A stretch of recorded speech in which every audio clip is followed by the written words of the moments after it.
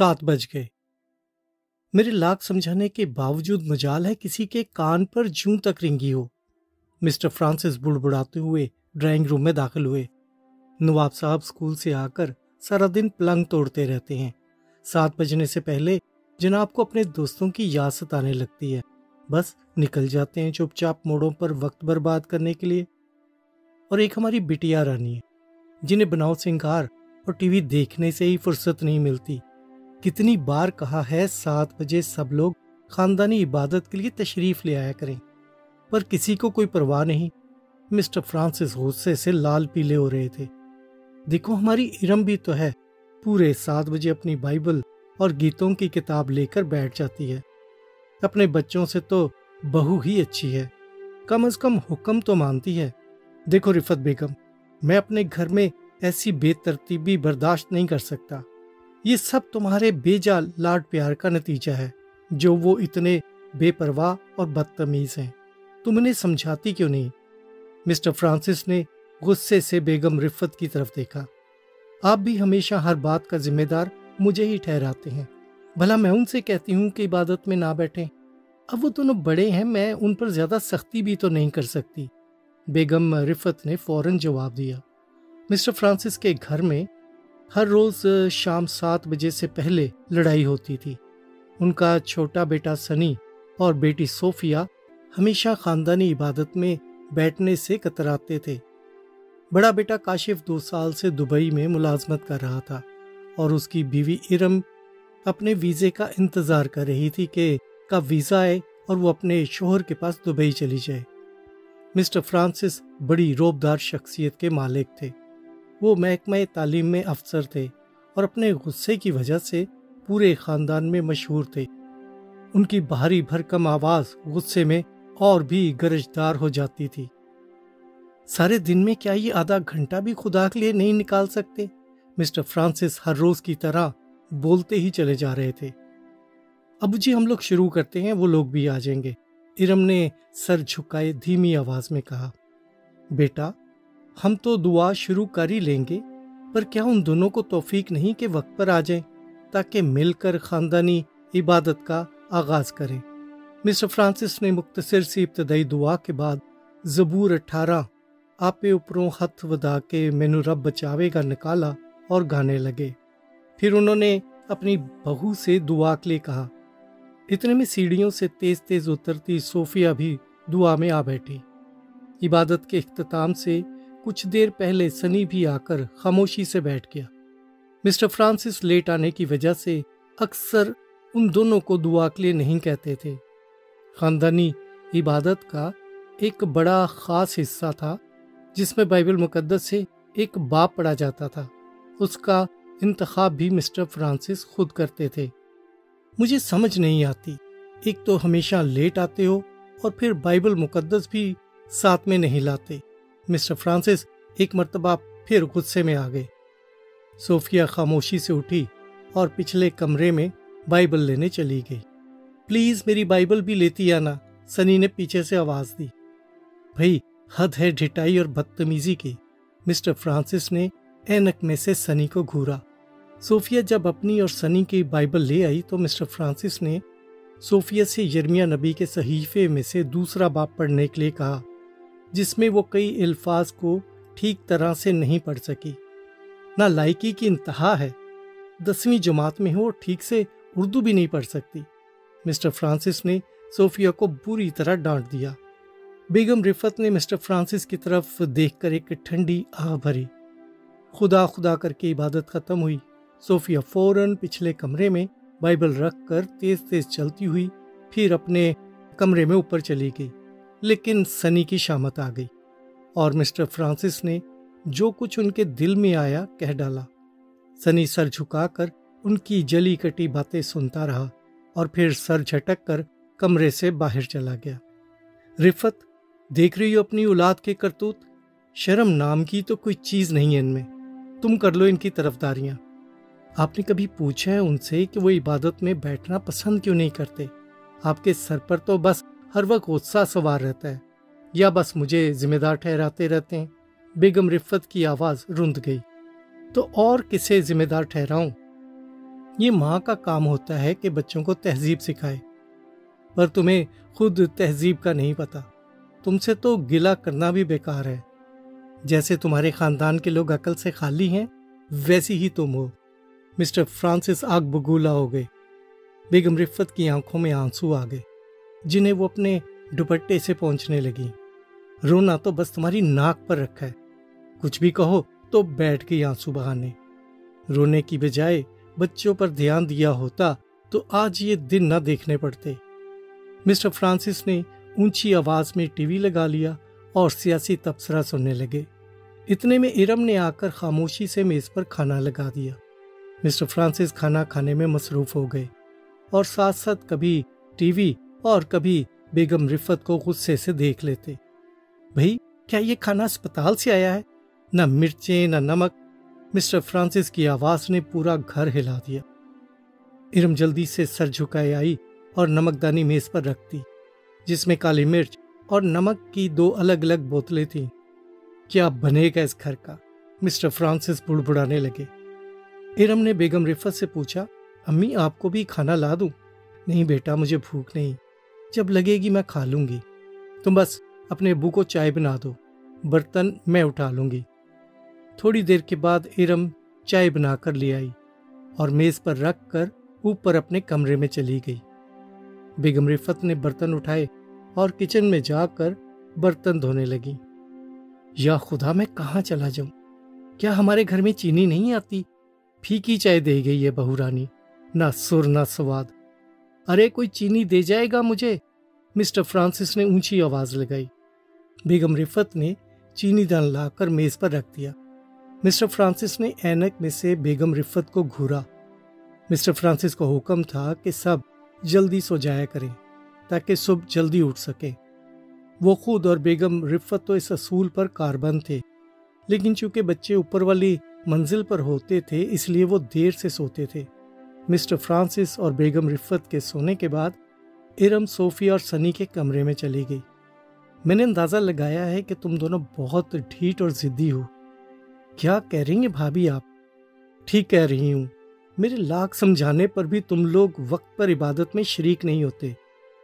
بھابھی اب جانتی ہیں ابو بات بات پر ڈانٹتے ہیں، کیا بھلا ایسے بھی دعا ہوتی ہے؟ صوفیہ نے جلدی سے جواب دیا۔ اتنی ڈانٹ تو ہمیں اسکول میں بھی نہیں پڑتی جتنی ابو سے پڑ جاتی ہے، سنی غصے میں بولا۔ دیکھو میں سمجھتی ہوں کہ ابو چاہتے ہیں کہ تم لوگ وقت کی پابندی کرو، لیکن تم ہو کہ جان بوجھ کر انہیں چڑھاتے ہو۔ تمہیں ایسا نہیں کرنا چاہیے۔ ہم نے وقت کی پابندی بھی کر کے دیکھ لی ہے، وہ پھر بھی ڈانٹتے ہیں۔ تو تم پھر یہ سمجھ کر عبادت میں وقت پر آیا کرو کہ ان کی طبیعت ہی ایسی ہے، شاید پھر تمہیں ان کی باتیں بری نہ لگیں۔ بھابھی، ابو چاہتے ہیں کہ سارے گھر والے ان کے کہنے کے مطابق بدل جائیں، پر کیا انہوں نے خود بھی کبھی سوچا ہے کہ ان میں کتنی خامیاں ہیں؟ سنی نے کرختگی سے جواب دیا۔ دیکھو وہ عمر اور رتبے میں ہم سے بڑے ہیں، تمہیں ایسی باتیں نہیں سوچنی چاہیے۔ ارم کی آواز میں غصے کی تیزی بھی تھی اور نصیحت کی نرمی بھی۔ آپ برداشت کر سکتی ہیں، ہم سے برداشت نہیں ہوتا، صوفیہ نے سنی کی تائید کرتے ہوئے کہا۔ میں جانتی ہوں ان کا انداز ٹھیک نہیں ہے، لیکن دعا سے دوری کوئی اچھی بات نہیں۔ بھابھی، ہم تو شوق سے ہی عبادت میں بیٹھتے تھے، پر اب ہمارا دل نہیں چاہتا کہ ابو کے ساتھ دعا میں بیٹھیں۔ ایسی دعا اور ایسی بائبل مقدس پڑھنے کا کیا فائدہ کہ آپ اس کا اپنے اوپر کوئی اثر ہی نہ لیں۔ میری سمجھ کے مطابق تو یہ ہے کہ جب ہم اپنی زندگی میں اس کا اثر ہی نہیں لے رہے ہوتے تو دعا کرنا اور بائبل مقدس کو پڑھنا فضول ہے۔ سنی مسلسل بول رہا تھا، ابو کو ساری غلطیاں ہم لوگوں میں نظر آتی ہیں، کیا بس ہمیں ہی تبدیل ہونے کی ضرورت ہے؟ انہیں بھی اپنے رویے پر غور کرنا چاہیے۔ مجھے تو لگتا ہے کہ دعا کا بہانہ بنا کر ہمیں ذلیل کیا جاتا ہے۔ صوفیہ روندی ہوئی آواز میں بولی، جیسے ہی 7 بجتے ہیں ہمارے گھر میں طوفان برپا ہو جاتا ہے۔ کاش ہمارے گھر میں کبھی دعا ہی نہ ہو، کم از کم اپنے کمرے میں سکون سے تو رہ سکتے ہیں، ورنہ ابو تو موقع کی تلاش میں رہتے ہیں کہ کب ہم ان کے سامنے جائیں اور وہ اپنے طنز کے تیر ہم پر برسا سکیں۔ سچ پوچھیں، ہم دونوں بہت بے دل ہیں۔ صوفیہ کی باتوں سے غصہ اور مایوسی ٹپک رہی تھی۔ صوفیہ اور سنی، میری بات غور سے سنو۔ ارم نے دونوں کے ہاتھوں کو پکڑ لیا اور دونوں کی طرف بڑی محبت سے دیکھا۔ کیا تم دونوں میرے ایک سوال کا جواب دو گے؟ ارم نے بڑی نرمی سے پوچھا۔ جی بھابھی، آپ بے دھڑک پوچھیں، سنی نے جواب دیا۔ اس سے پہلے کہ ارم کچھ کہتی، اس کی بڑی بڑی آنکھوں میں آنسو بھر گئے۔ سنی اور صوفیہ کا دل بھی بھر آیا۔ کیا تم دونوں ابو سے محبت نہیں کرتے؟ محبت تو سب کچھ سہ لیتی ہے۔ بھابھی، یہ آپ کیا کہہ رہی ہیں؟ ہمیں ابو کی عادتیں اور ان کے رویے سے چاہے جتنا بھی اختلاف ہو، لیکن ہیں تو وہ ہمارے ابو ہی نا، جن کے لیے ہماری جان بھی حاضر ہے۔ یہ کہہ کر سنی رونے لگا۔ ارم، صوفیہ اور سنی تینوں لپٹ گئے اور خوب روئے۔ بچوں، میں تمہارے درد کو سمجھ سکتی ہوں اور میں چاہتی ہوں کہ ہم تینوں ایک کام کریں۔ ارم نے آنکھوں سے آنسو پوچھتے ہوئے کہا۔ جی بھابھی بتائیں، صوفیہ اور سنی نے قدرے سنبھلتے ہوئے پوچھا۔ تم جانتے ہو انسان ہوتے ہوئے ہمارے اندر کتنی کمزوریاں ہیں، ٹھیک ہے نا؟ پر کئی مرتبہ چاہتے ہوئے بھی ہم ان کمزوریوں پر غالب نہیں آ پاتے۔ کیا میں ٹھیک کہہ رہی ہوں؟ ارم نے سوالیہ نظروں سے ان کی طرف دیکھا۔ ہاں، پر جب ہم اپنی کمزوریاں اپنے زندہ خدا کے سامنے لے آتے ہیں اور اس سے مدد مانگتے ہیں تو وہ ہمیں ہماری کمزوریوں پر غالب آنے کے لیے اپنا فضل عنایت کرتا ہے۔ خدا کے فضل کی بدولت ہم وہ کر سکتے ہیں جو ہم اپنی قوت، ارادے اور صلاحیت سے نہیں کر سکتے۔ جی بھابھی، ہم آپ سے اتفاق کرتے ہیں۔ تو پھر ٹھیک ہے، آج ہم وہ کریں گے جو اس سے پہلے ہم نے کبھی نہیں کیا۔ وہ کیا بھابھی؟ وہ یہ کہ ہم آج اپنے ابو کے لیے دعا کریں گے کہ خدا ان کی زندگی کو تبدیل کرے، اور ساتھ ہی ساتھ ہم اپنے لیے بھی دعا کریں گے کہ خدا ہمیں بھی بدلے، خدا ہمیں صبر اور برداشت کرنے کا حوصلہ دے، کیونکہ ہم میں ان دونوں باتوں کی کمی ہے۔ اگر تم میری اس بات سے متفق ہو تو آؤ ہم گھٹنوں کے بل جھک کر اپنے خدا سے دعا کریں کہ وہ ہم سب کی زندگیوں میں جلالی کام کرے۔ دعا کے دوران انہیں ایسا لگا جیسے ایک بڑا بوجھ ان کے کندھوں سے اتر گیا ہو۔ وہ تینوں خوشی اور امید سے بھر گئے کہ اب آنے والے دنوں میں خدا ضرور کچھ کرنے والا ہے۔ کیا تم خوش ہو؟ ارم نے صوفیہ اور سنی سے پوچھا۔ جی ہم واقعی بہت خوش ہیں، دونوں نے مسکراتے ہوئے جواب دیا۔ تو پھر ایک وعدہ کرو، کل 7 بجے تم وقت پر دعا میں آؤ گے، خواہ کتنی ہی ڈانٹ پڑے۔ وعدہ؟ پکا وعدہ، سنی اور صوفیہ ہم آواز ہو کر بولے۔ کئی ہفتے گزر گئے، پر حالات جوں کہ توں ہی تھے، لیکن وہ تینوں رات کو روزانہ دعا کرتے رہے اور ان کا ایمان تھا کہ خدا کام کر رہا ہے۔ آج بچوں سمیت بیگم رفت بھی بہت خوش تھیں، کیونکہ وہ لوگ بہت دنوں کے بعد اکٹھے گھر سے باہر جا رہے تھے۔ مسٹر فرانسس کی چھوٹی بہن نسرین کے ہاں ان کی کھانے کی دعوت تھی۔ امی، آج تو آپ بہت اچھی لگ رہی ہیں، ارم نے ہنستے ہوئے بیگم رفت کی تعریف کی۔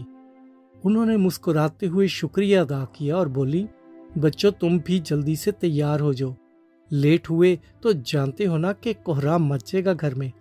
صوفیہ سیڑھیوں سے اترتے ہوئے بولی، امی ہم بھی تیار ہی ہیں، سنی نے بھی کپڑے پہن لیے ہیں، بس بوٹ پالش کر رہا ہے۔ میرے کپڑے کس نے استری کیے ہیں؟ مسٹر فرانسس غصے سے اپنی قمیض ساتھ میں لیے ہوئے اپنے کمرے سے نکلے۔ جی وہ میں نے کیے تھے، بیگم رفت نے گھبراتے ہوئے کہا۔ کیسی عورت ہو تم، ابھی تک تمہیں کپڑے استری کرنے بھی نہیں آئے؟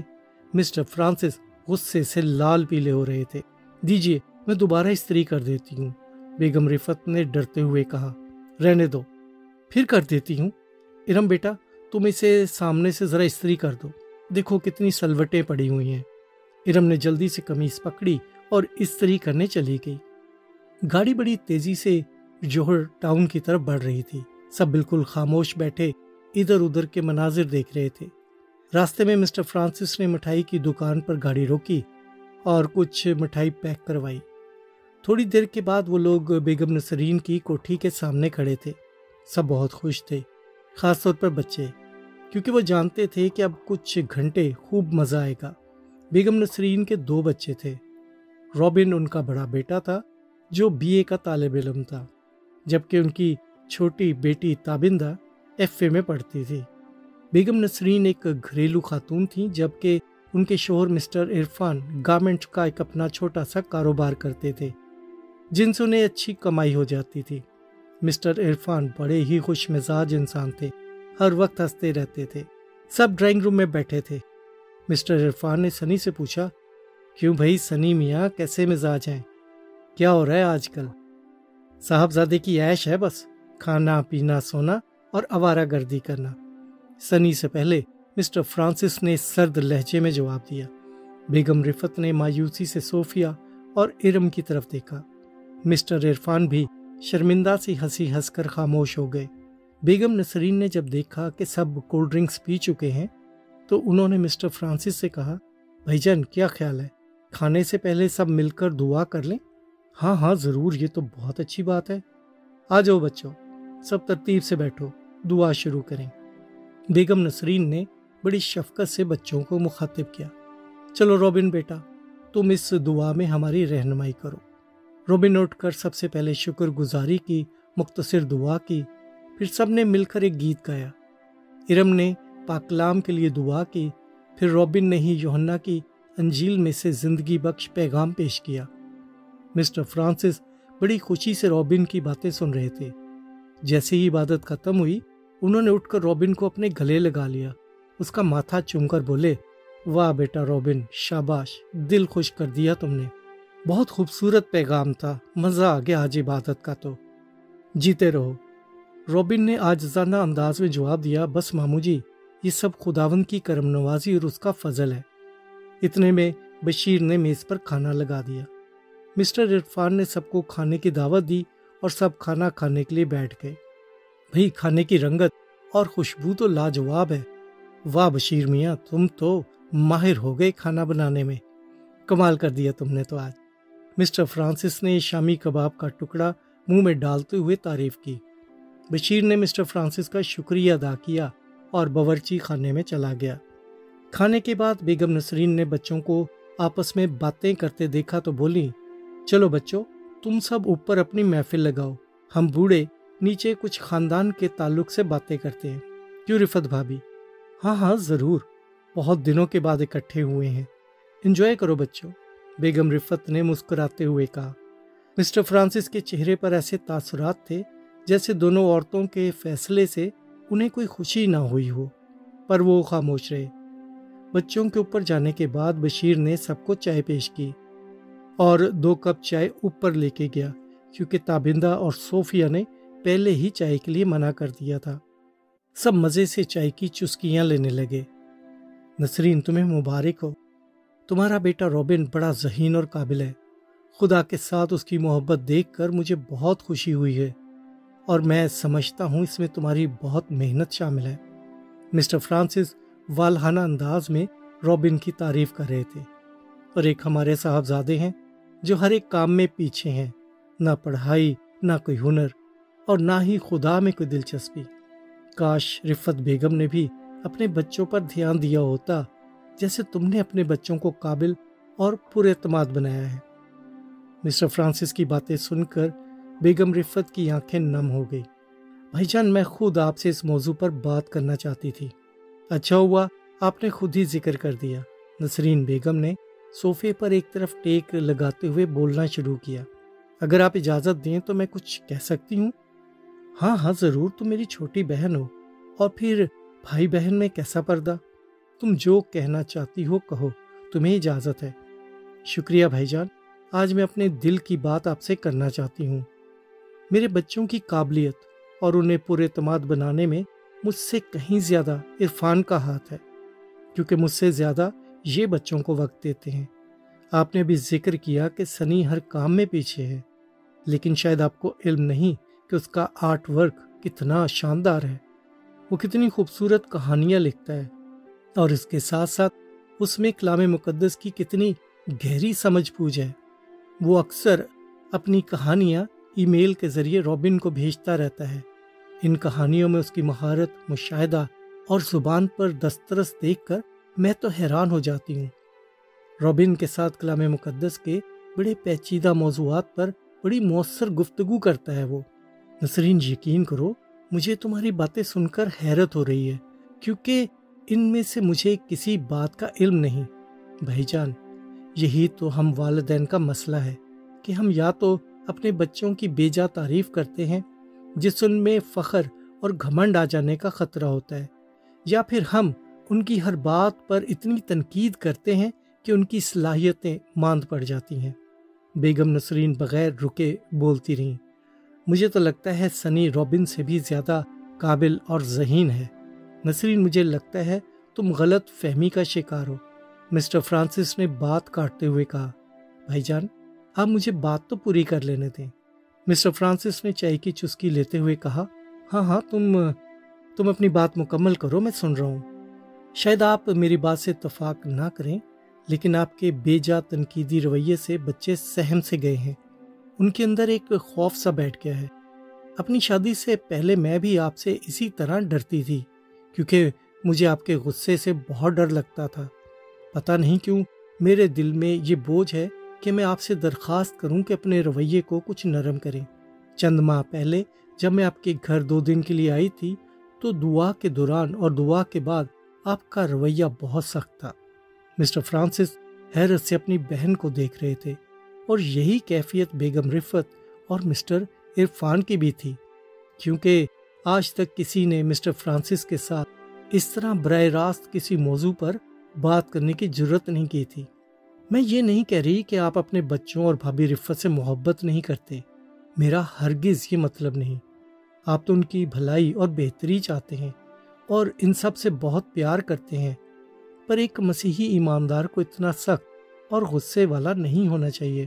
بھائی جان، پلیز آپ مجھے غلط نہ سمجھیں۔ بیگم نسرین نے التجا کے انداز میں کہا۔ نہیں نسرین، تم کہو، میں سن رہا ہوں۔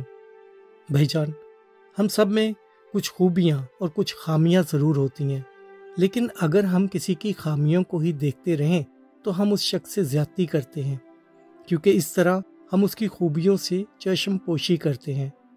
میرے اندر بہت کمزوریاں ہیں، پر میں عرفان کی تہ دل سے شکر گزار ہوں کہ وہ میری خامیوں پر بہت کم جبکہ میرے کردار میں موجود اچھی باتوں کا اکثر تذکرہ کرتے رہتے ہیں، اور میں خدا کی شکر گزار ہوں کہ اس نے مجھے ایک محبت کرنے والا شوہر عطا کیا ہے۔ مسٹر عرفان کھلکھلا کر ہنسے۔ مجھے تو لگا تھا نسرین تم بھائی جان سے میری شکایت کرو گی، میں تو سچ مچ ڈر گیا تھا، پر تمہارا شکریہ کہ تم نے ایسا نہیں کیا۔ مسٹر عرفان کی اس بات سے سب کے چہروں پر مسکراہٹ پھیل گئی۔ بھائی جان، آپ ایک ذمہ دار شخص ہیں۔ ابو کے مرنے کے بعد آپ نے نہ صرف گھر کی ساری ذمہ داریوں کو بڑے احسن طریقے سے سنبھالا، بلکہ آپ نے اپنی تعلیم سے زیادہ میری تعلیم پر توجہ دی۔ یہ آپ ہی کی محنت کا ثمر ہے کہ میں آج اپنے گھر میں پرسکون زندگی بسر کر رہی ہوں۔ یہ کہتے ہوئے بیگم نسرین کی آنکھوں سے آنسو بہنے لگے۔ یہ دیکھ کر مسٹر فرانسس اپنی جگہ سے اٹھے اور جا کر اپنی بہن کے سر پر شفقت سے ہاتھ پھیرنے لگے اور بڑے نرم لہجے میں بولے، نسرین، اس میں میرا کچھ کمال نہیں، یہ سب میرے خداوند کا فضل ہے جس کی بدولت میں یہ سب کچھ کر پایا۔ ہم سب کو خداوند کا شکر گزار ہونا چاہیے، کیونکہ آج ہم جو کچھ بھی ہیں سب اسی کی مہربانی اور برکت سے ہے۔ بھائی جان، پلیز میری باتوں کا برا نہ مانیے گا۔ بیگم نسرین نے آنکھوں سے آنسو پوچھتے ہوئے کہا، بھائی اس میں برا ماننے کی کیا بات ہے؟ تم میری بہن ہو اور مجھے اچھا لگا کہ تم میرے اور میرے گھرانے کی بہتری کے لیے سوچتی ہو۔ میں تمہارے جذبات کی قدر کرتا ہوں۔ مسٹر فرانسس نے مسکراتے ہوئے اپنی بہن کی طرف دیکھا۔ میرا خیال ہے اب ہمیں گھر کے لیے روانہ ہونا چاہیے۔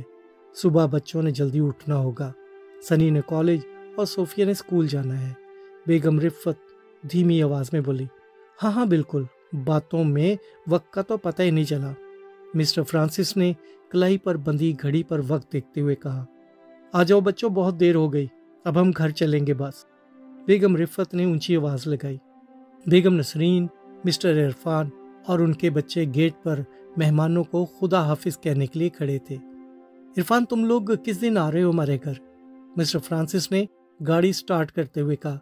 بھائی جان، آپ بلائیں تو صحیح، ہم تو بھابھی رفت کے مزیدار کھانوں کا بے تابی سے انتظار کرتے ہیں۔ مسٹر عرفان کی بات پر سب ہنس پڑے۔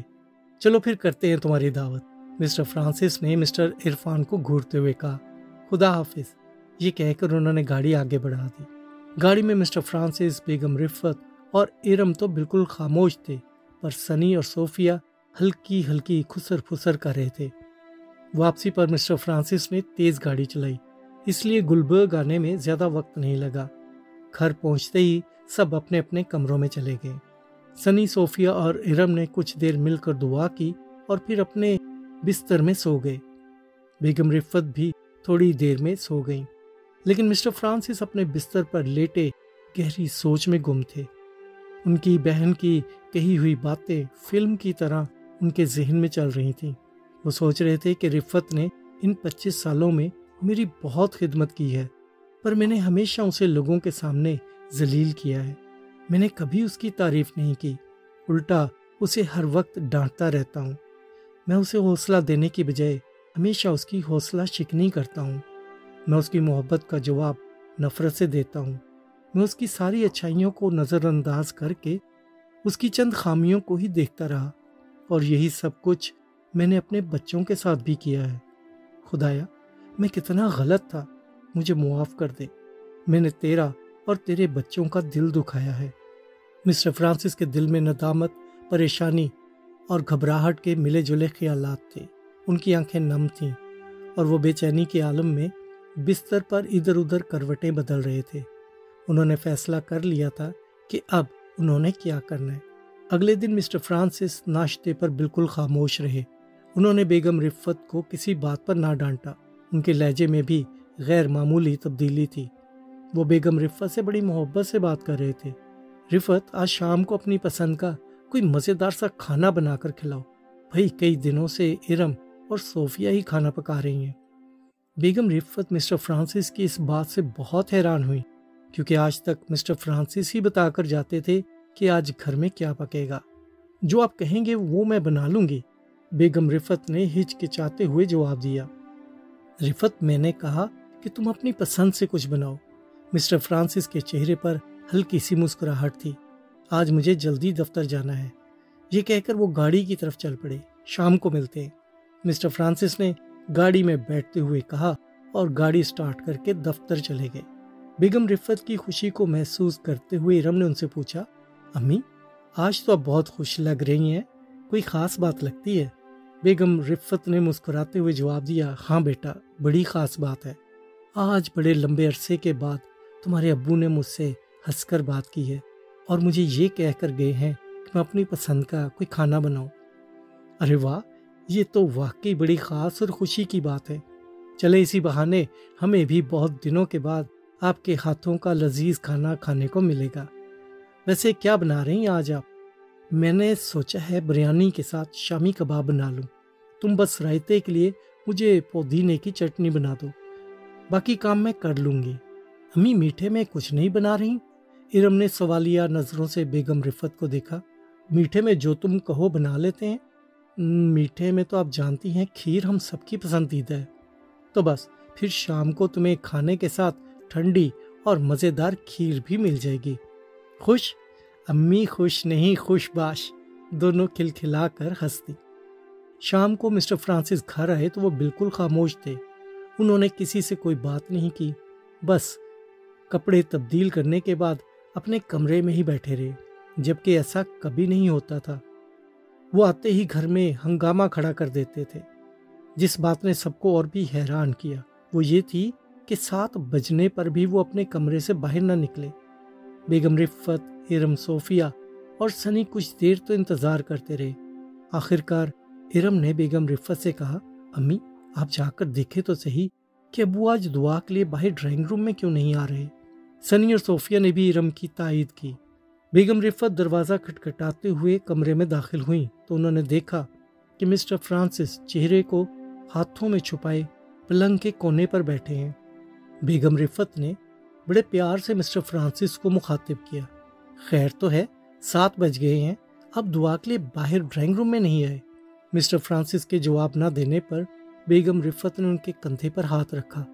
جی میں نے کہا کہ 7 بج گئے ہیں، پر مسٹر فرانسس کو روتے دیکھ کر بیگم رفت پر تو جیسے سکتہ طاری ہو گیا۔ خیر تو ہے، آپ رو رہے ہیں؟ طبیعت تو ٹھیک ہے آپ کی؟ ارم، صوفیہ، سنی، جلدی آؤ بچوں۔ بیگم رفت نے پریشانی سے ان تینوں کو آواز دی۔ وہ تینوں جو پہلے ہی پریشان تھے، بیگم رفت کی آواز سن کر دوڑتے ہوئے کمرے میں داخل ہوئے۔ سنی، مجھے تمہارے ابو کی طبیعت ٹھیک نہیں لگ رہی۔ رفت، میں بالکل ٹھیک ہوں، پریشان ہونے کی ضرورت نہیں، تم سب بس میرے پاس بیٹھو۔ چاروں ایک دوسرے کو حیرت سے دیکھنے لگے۔ میں تم لوگوں سے کچھ کہنا چاہتا ہوں، پر سمجھ نہیں آ رہا کہ بات کیسے شروع کروں۔ رفت، میں آج تم سے معافی مانگنا چاہتا ہوں۔ میں نے ہمیشہ تمہاری تذلیل کی ہے، میں نے ہمیشہ تمہارا دل دکھایا ہے، میں سب معاملات میں صرف تمہیں ہی ذمہ دار ٹھہراتا رہا۔ اپنی غصیلی اور چڑچڑی طبیعت سے میں نے نہ جانے اب تک تمہیں کتنی تکلیف پہنچائی ہے۔ ارم نے سنی اور صوفیہ کی طرف آنسو بھری نظروں سے دیکھا، جیسے کہہ رہی ہو کہ خدا اپنے لوگوں کی دعاؤں کا جواب دیتا ہے۔ ارم، صوفیہ اور سنی، میں تم لوگوں سے بھی شرمندہ ہوں۔ نہیں ابو، ایسا نہ کہیں، صوفیہ نے کہا اور جھٹ سے اپنے ابو کے گلے لگ کر رونے لگی۔ سنی بھی ان سے لپٹ گیا۔ ابو، آپ ہمیں معاف کر دیں، اور خاص طور پر مجھے، کیونکہ میں ہمیشہ آپ سے بحث کرتا اور اپنے کاموں سے آپ کو غصہ دلاتا رہا۔ نہیں سنی، غلطی تم لوگوں کی نہیں، غلطی تو میری تھی۔ میں تم لوگوں پر ہمیشہ اپنی مرضی مسلط کرتا رہا۔ میں نے کبھی خیال ہی نہیں کیا کہ تم لوگوں کے بھی جذبات ہیں، تم لوگوں کی بھی خواہشات ہیں۔ میں ہمیشہ اپنے اختیار کا غلط استعمال کرتا رہا۔ میں نے کبھی تم لوگوں کی اچھی باتوں پر غور ہی نہیں کیا۔ میں تو بس تمہاری خامیوں کا ڈھنڈورا پیٹتا رہا۔ کاش میں ایسا نہ کرتا، کاش میں تمہارے چہروں سے تمہاری مسکراہٹ نہ چھینتا۔ چلیں اب بس بھی کریں، جو ہو چکا اسے بھول جائیں، بیگم رفت نے آنسو پوچھتے ہوئے کہا۔ رفت، تو کل شام نسرین، عرفان اور ان کے بچوں کو کھانے کی دعوت پر بلاؤ۔ میں نسرین کا شکریہ ادا کرنا چاہتا ہوں۔ مسٹر فرانسس نے رومال سے آنکھیں صاف کرتے ہوئے کہا۔ سنی، اب تم شکر گزاری کی دعا کرو، اور آج سے تم ہی عبادت میں ہماری رہنمائی کیا کرو گے۔ مسٹر فرانسس نے مسکراتے ہوئے سنی کی طرف دیکھا۔ آئیں ہم سب خداوند کی شکر گزاری کریں، جو ہمارے لیے بڑے بڑے کام کرتا ہے۔ سب نے خدا کا شکر کیا، اور بڑے عرصے کے بعد سب نے مل کر مزے سے بیگم رفت کے ہاتھ کا بنا ہوا کھانا کھایا۔ اس دن سے مسٹر فرانسس کے گھر میں ہر کسی کو 7 بجنے کا انتظار رہتا ہے۔